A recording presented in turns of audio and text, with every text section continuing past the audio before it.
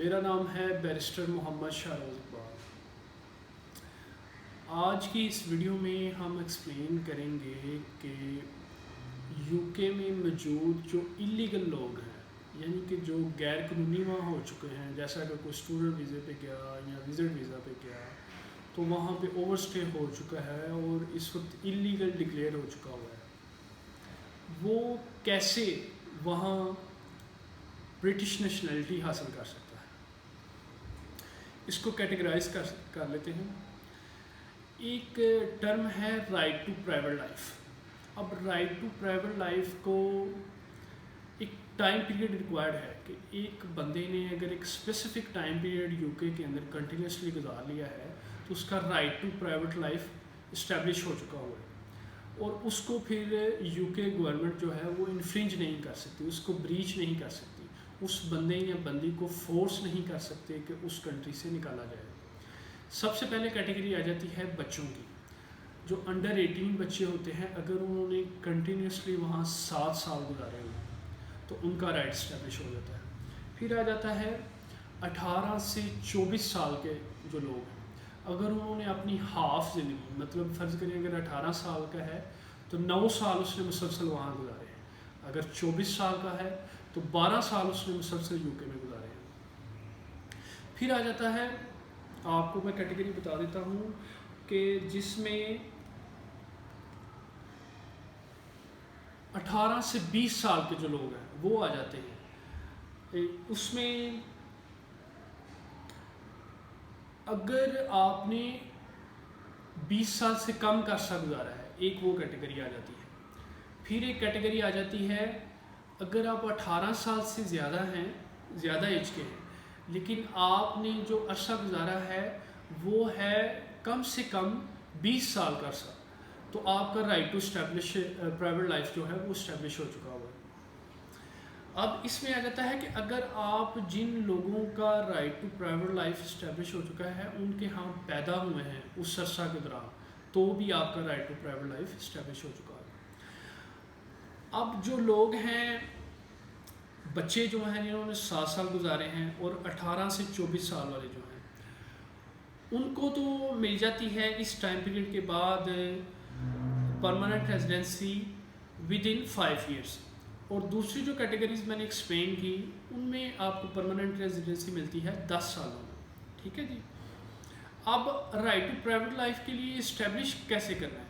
اس میں آپ کے پرسنل سرکمسٹانسز بھی ہو سکتے ہیں۔ فرض کریں آپ یہاں سے گئے سنگل،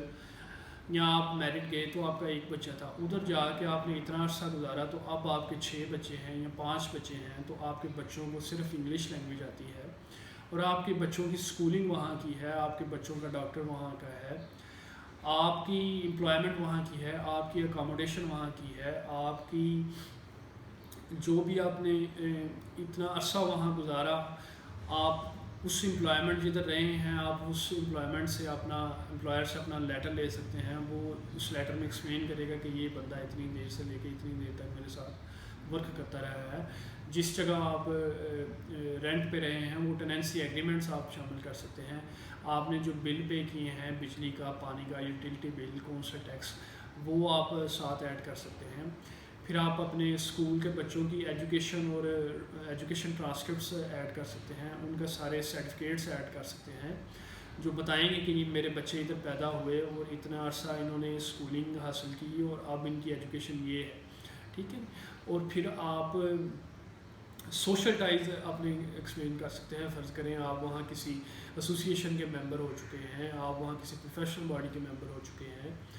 یا آپ کے وہاں کوئی پروفیشنل لنکس اسٹیبلش ہو چکے ہیں۔ پھر آپ وہاں کمیونٹی ٹائز شو کر سکتے ہیں، آپ اپنا والنٹیئر ورک شو کر سکتے ہیں، آپ وہاں کوئی بھی آپ نے کوئی فلاحی کام کیا ہو، کوئی آپ نے کمیونٹی کو بینیفٹ دیا ہو، کسی طرح کنٹریبیوشن کی ہو،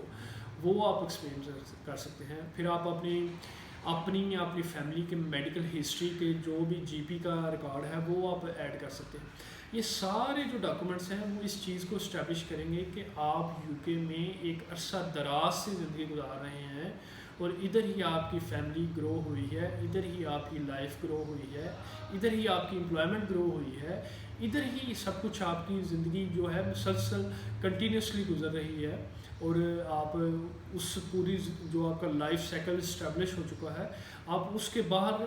آپ کسی اور کنٹری میں دوبارہ زیرو سے سٹارٹ نہیں لے سکتے۔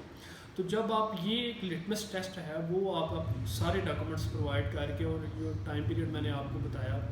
یہ سارا ٹائم پیریڈ اگر آپ گزار لیتے ہیں ادھر، تو آپ بغیر کسی جاب آفر کے، بغیر وہاں کسی یو کے کی اسپانسرشپ کے، آپ ایلیجبل ہو جاتے ہیں یو کے کی نیشنلٹی کے،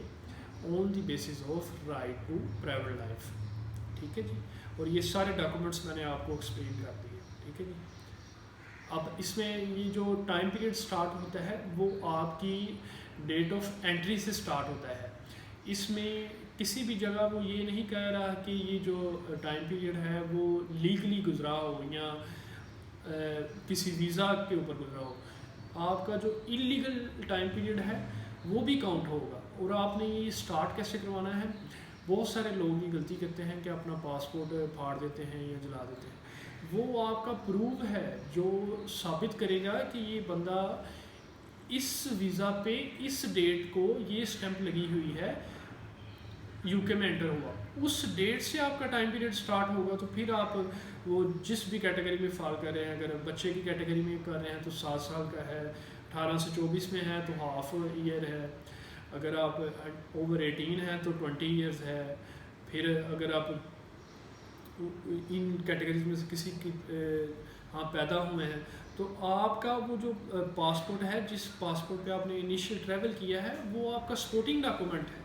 وہ آپ کی اپلیکیشن کو سپورٹ کر رہا ہے